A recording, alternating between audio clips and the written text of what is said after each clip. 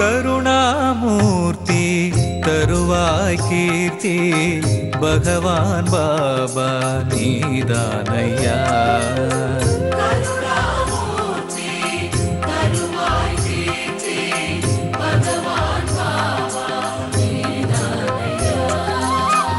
அருள் மாமலையே அழியா புகழே உனையன்றி வேறு கதியேதையா.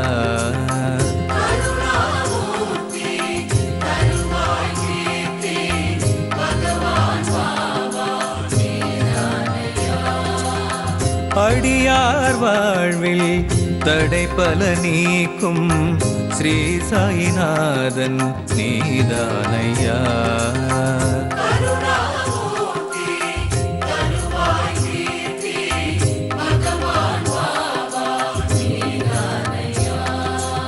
உனையே நாடி உன் புகழ் பாடி வருவோம் நாங்கள் கண் பாராய். விடியாவானம் நொடியினில் பூக்கும் அதுவும் உந்தன் அருளாகும்.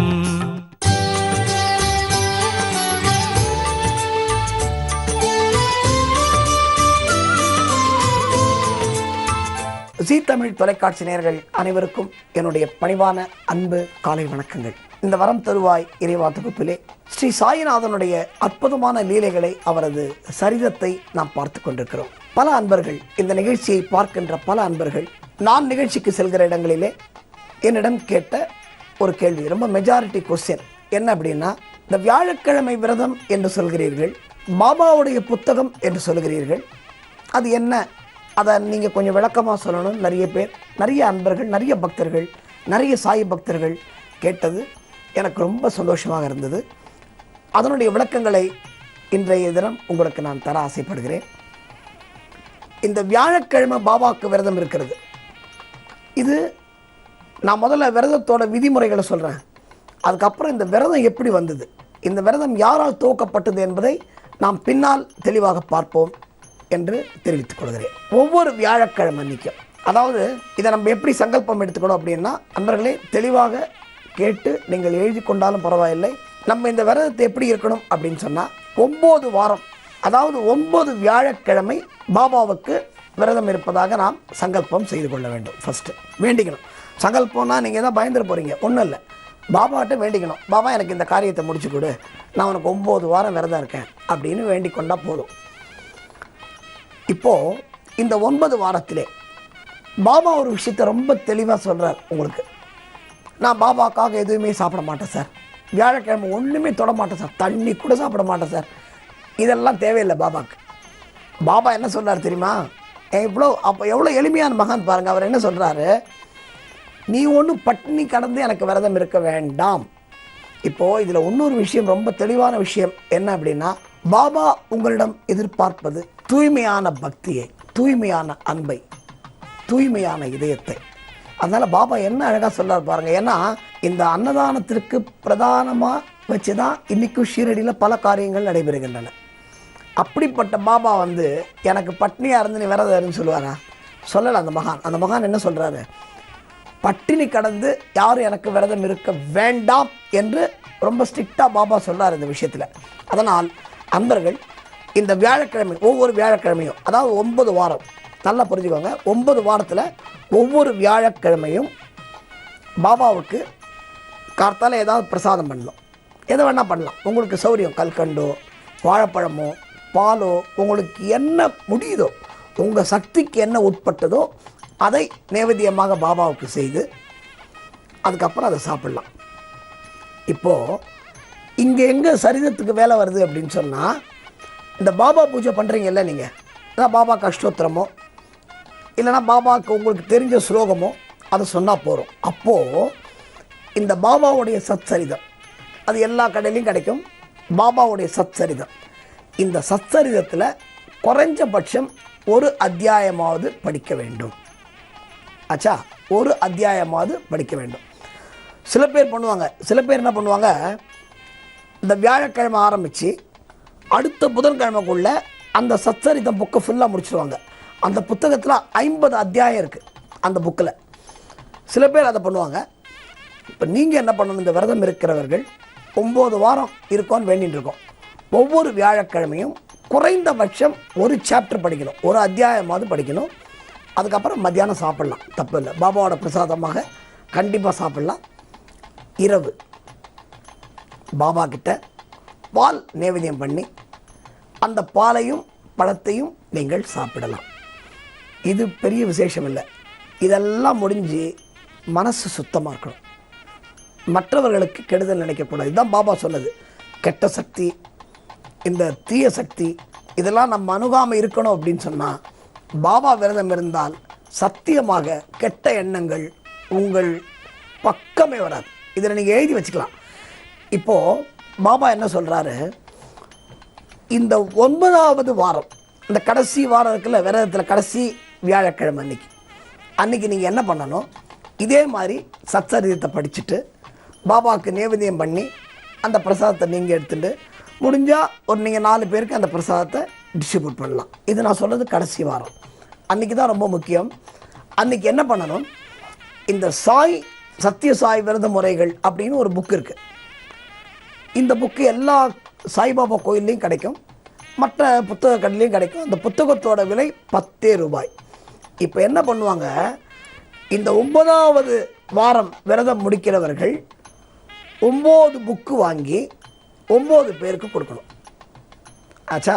அதாவது நான் எப்போ சொல்கிறேன், இந்த விரதம் முடிகிற வியாழக்கிழமை அன்று இந்த சாய் சரிதம், இந்த சின்ன புக்கு 10 ரூபா அதோட விலை, 9 புக்கு வாங்கி 9 பேருக்கு அதை கொடுக்கணும். இப்போ இந்த 9 பேருக்கு கொடுத்தீங்கன்னா அவங்க விரதம் ஆரம்பித்தாலும் சரி, ஆரம்பிக்கலைனாலும் சரி, அதை பற்றி நீங்கள் பயப்பட வேண்டாம், கவலைப்பட வேண்டாம். நீங்கள் கொடுத்துட்டிங்கன்னா அவங்க ஆட்டோமேட்டிக்காக விரதம் ஆரம்பிப்பாங்க. இதுதான் இந்த வியாழக்கிழமை விரதத்தோட மகிமை. அன்பர்களே, இதில் ஒரு முக்கியமான விஷயம் என்ன தெரியுமா? என்ன சார் பாபா உடனே பண்ணுவார்ன்றீங்க, எதை கேட்டாலும் கொடுப்பாருன்றீங்க, அப்போ 9 வாரம் அவருக்கு விரதம் இருக்கணுமா அப்படின்னு சில பேர் கேட்கலாம். அன்பர்களே, நீங்கள் விரதம் இருந்தாலும் விரதம் இல்லாவிட்டாலும் பாபா கிட்ட நீங்கள் சரண்டர் ஆகிட்டீங்க அப்படின்னு சொன்னால் பாபா நிச்சயமாக உங்களை பார்த்து கொள்வார். அப்போது இந்த 3 வாரம் 4 வாரத்துக்குள்ளேயே நீங்கள் என்ன கோரிக்கையை நினைத்து அந்த விரதத்தை மேற்கொண்டிருக்கிறீர்களோ கண்டிப்பாக அந்த கோரிக்கை நிறைவேறிவிடும். அதில் ஒன்றும் சந்தேகமே இல்லை. இது இந்த வியாழக்கிழமை விரதத்தினுடைய மகிமை. சரி, இந்த விரதம் எப்படி ஆரம்பிச்சது? இதுக்கு ஒரு கதை இருக்கணும்ல. இது யார் ஆரம்பித்து வச்சது? அன்பர்களே, இந்த சத்சரிதத்தை பற்றி பல பேர் கேட்கிறார்கள், அது பாபா எழுதின புக்கா அப்படின்னு. உண்மையிலேயே சொல்கிறேன், ஹேமத் பந்த் என்பவர் அந்த புத்தகத்தை எழுதினார் என்பது அந்த புத்தகத்திலே இருக்கிறது. ஆனால் பயோகிராஃபி என்பது வேறு, ஆட்டோபயோகிராஃபி என்பது வேறு, இல்லையா? நல்லா புரிஞ்சுக்கோங்க. சுயசரிதம் என்பது வேறு, ஆட்டோபயோகிராஃபி வேறு. பயோகிராஃபின்னா என்ன அர்த்தம்? ஒருவருடைய கதையை மற்றொருவர் எழுதுவது, இது பயோகிராஃபி, இல்லையா? ஒருத்தனுடைய வாழ்க்கையில் நடந்ததை அடுத்தவன் எழுதுறது. ஆனால் பாபா எழுதினது என்ன தெரியுமா? இந்த பாபாவோட சத்சரிதம் ஆட்டோபயோகிராஃபி. ஏன்? பாபாவே எழுதினது. சரி, என்ன அவ்வளோ விசேஷம் அந்த பாபாவை எழுதுறதுல? ஒரு விஷயம் இருக்கிறது. அதே மாதிரி இந்த விரதம் எப்படி துவங்கியது என்பது மற்றொரு விஷயம். இது எல்லாம் நாம் நாளை பார்ப்போம். ஓம் சாய்ராம். தென்னாடுடைய பெரியவா போற்றி,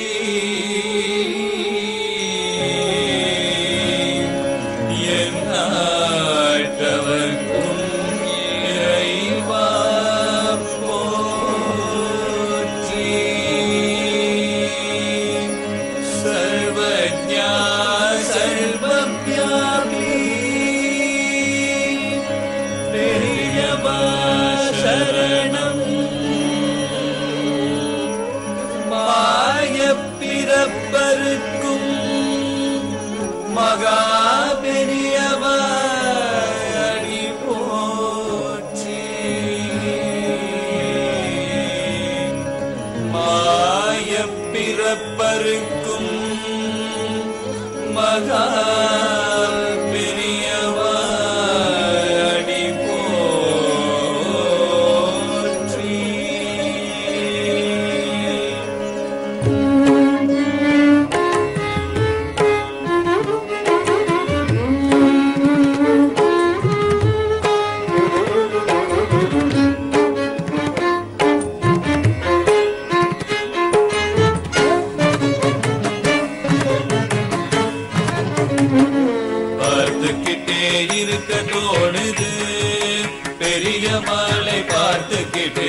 இருக்க தோணுது,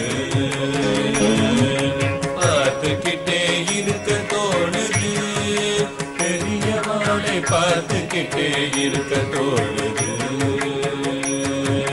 பார்த்துக்கிட்டே இருக்க தோணுது, பெரியவாளை பிரிந்து வர மனமும் மறுக்குது,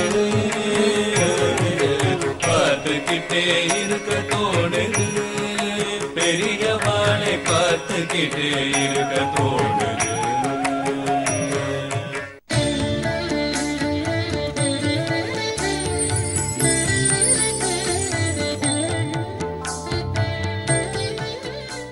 ஸ்ரீ குருபியோ நமக.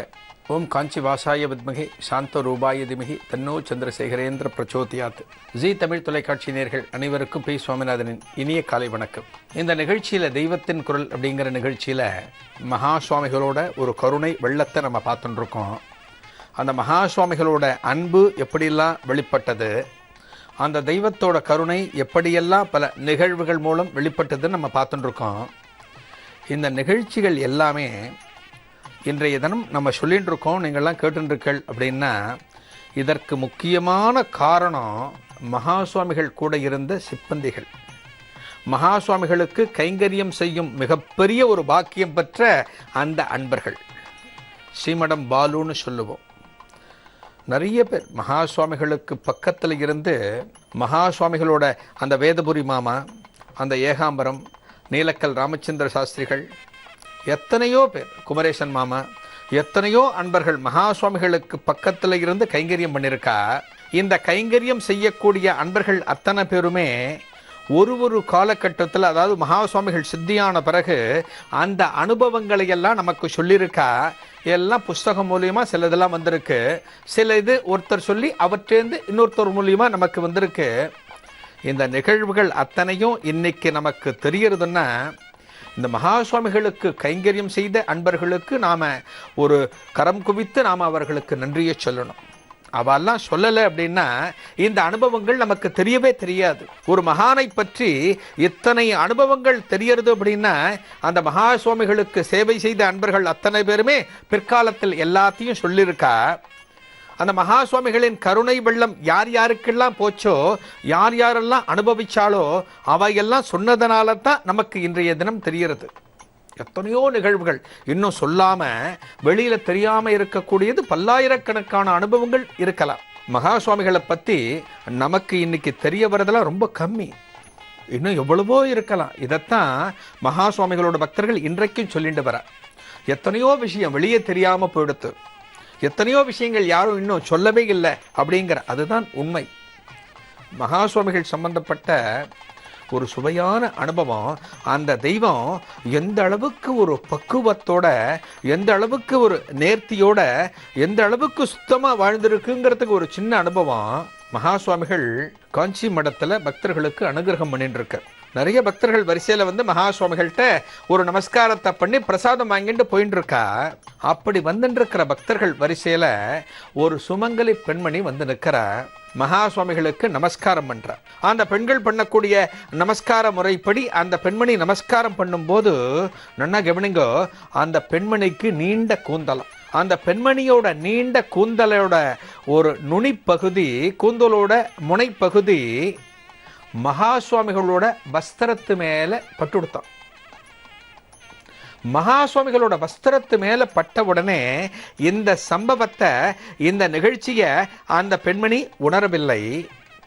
மகா சுவாமிகளுக்கு கைங்கரியம் பண்ணக்கூடிய ஒரே ஒரு சிப்பந்தி தவிர வேற யாருமே இதை கவனிக்கலை. இது வந்து எதேச்சையா அந்த முடியோட முனைப்பகுதி, அதாவது அந்த கூந்தலோட நுனிப்பகுதி அந்த வஸ்திரத்து மேலே லேசா பட்டுடுத்து. மகா சுவாமிகள் என்ன பண்ணினார், சட்டுன்னு எழுந்தாராம். அந்த இடத்திலிருந்து எழுந்து யார்கிட்டையும் எதுவும் சொல்லாம அந்த தெய்வம் தான் அமர்ந்து ஓய்வெடுக்கக்கூடிய அறைக்கு போச்சான். அந்த உள்ள போன பிறகு அந்த அறையின் மைய பகுதியில், அதாவது நடுப்புற உட்கார்ந்துட்டு தன்னை சுற்றி 4 பக்கத்திலையும் அக்னியை மூட்ட சொன்னாலாம், அதாவது நெருப்பை உருவாக்க சொன்னார்கள். மகா சுவாமிகள் சொன்னதன்படி எதற்காக மகா சுவாமிகள் இந்த பரீட்சையை பண்றார், எதற்காக இப்படி ஒரு கடுமையான ஒரு சோதனையை மகா சுவாமிகள் செய்கிறார்னு யாருக்குமே தெரியல. ஒரே ஒரு சிப்பந்தியை தவிர.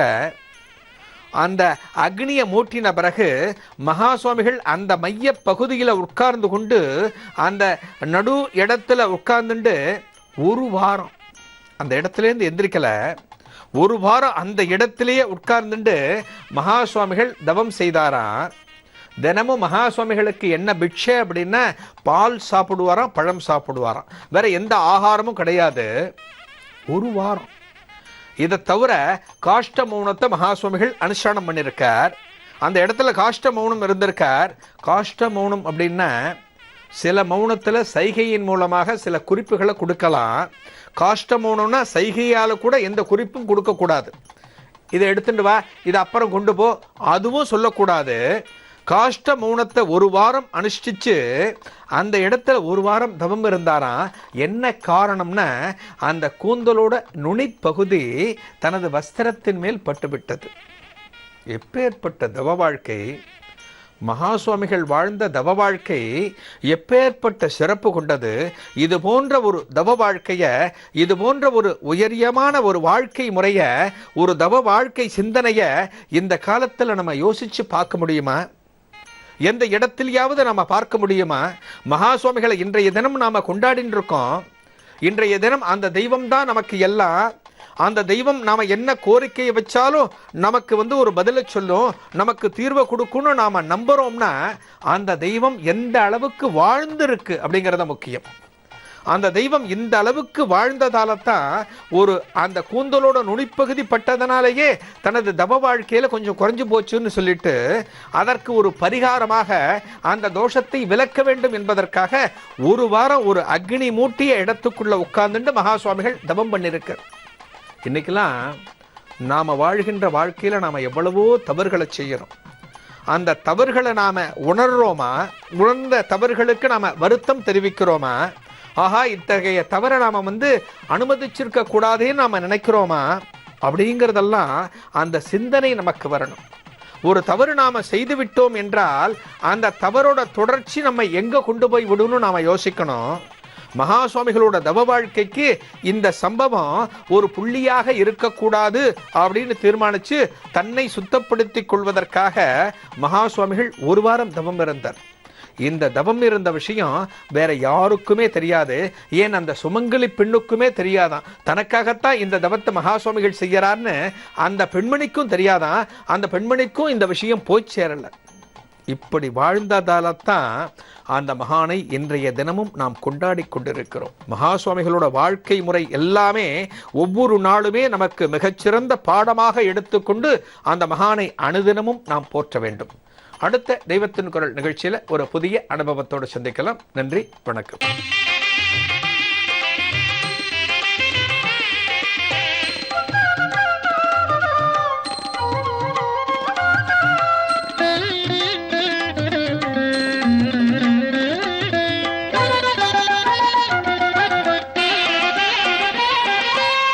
தெய்வத்துள் தெய்வம் அம்மா, தேடி உன்னை சரணடைந்தேன்.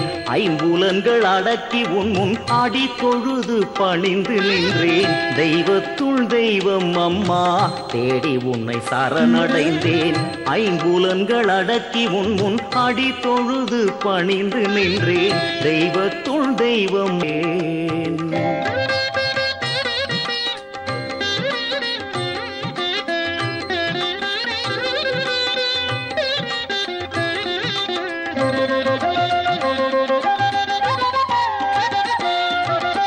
கண்ணை இமை காப்பது போல் காத்தருள வேண்டும் நீதம்.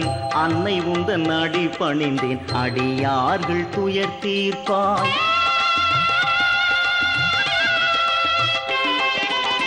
கண்ணை இமை காப்பது போல் காத்தருள வேண்டும் நீதம். அன்னை உந்தன் அடி பணிந்தேன், அடியார்கள் துயர் தீர்ப்பாய். மூவர்க்கும் மூத்தவளே, முக்தி எனக்கு அளித்திடுவாய். மூவர்க்கும் மூத்தவளே, முக்தி என கழித்திடுவாய். தேவர்க்கும் தெய்வம் அம்மா தீவினையை அகற்றிடுவாய். தேவர்க்கும் தெய்வம் அம்மா தீவினையை அகற்றிடுவாய். தெய்வத்துள் தெய்வம் அம்மா தேடி உன்னை சரணடைந்தே.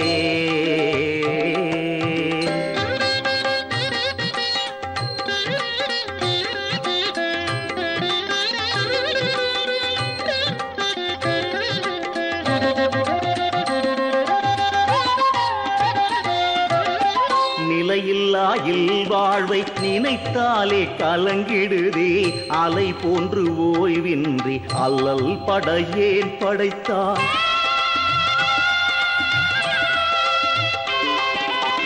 நிலையில்லா இல்வாழ்வை நினைத்தாலே கலங்கிடுதே. அலை போன்று ஓய்வின்றி அல்லல் படையேன் படைத்தாய். வாழ்க்கை எனும் கடல் கடக்க வந்து துணை நீ புரிவாய். வாழ்க்கை எனும் கடல் கடக்க வந்து துணை நீ புரிவாய். ஊழ்வினைகள் நீக்கிடுவாய் உலகாளும் நாயகியே.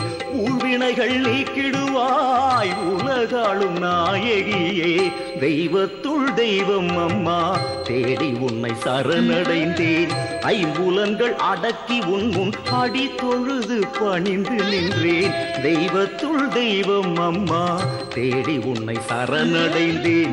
ஐம்புலன்கள் அடக்கி உன் முன் அடி தொழுது பணிந்து நின்றேன். தெய்வத்துள் தெய்வம் அம்மா தேடி உன்னை சரணடைந்தேன்.